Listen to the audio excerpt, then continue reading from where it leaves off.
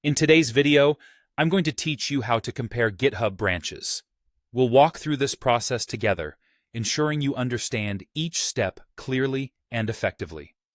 GitHub is a crucial tool for developers, allowing collaborative work on projects, and knowing how to compare branches is essential for maintaining code integrity and avoiding merge conflicts.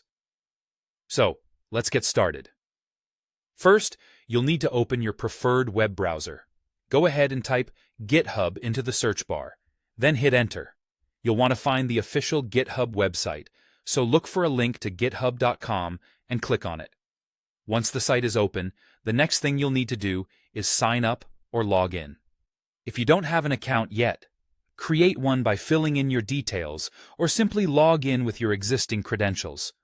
Now that you're logged into GitHub, navigate to the repository where you want to compare branches. On the repository's main page, you should see the option to create a new pull request. This is typically easy to locate and is often positioned at the top of the repository alongside other common commands. Go ahead and click on the New Pull Request button. This action will bring you to a new page where the magic happens. Here, you'll see two drop-down menus. These menus allow you to select the branches you wish to compare.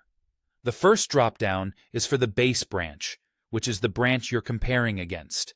It's important to choose the correct base branch to ensure you're reviewing accurate differences. The second drop-down menu is for the compare branch, the branch that contains the new changes you're evaluating. Carefully select the branches you wish to compare from these menus. Once you have your branches chosen, GitHub will automatically display the differences between the selected branches. This page is incredibly useful, as it provides a detailed summary of changes, highlighting what has been added, removed, or modified. Take your time to thoroughly review these differences.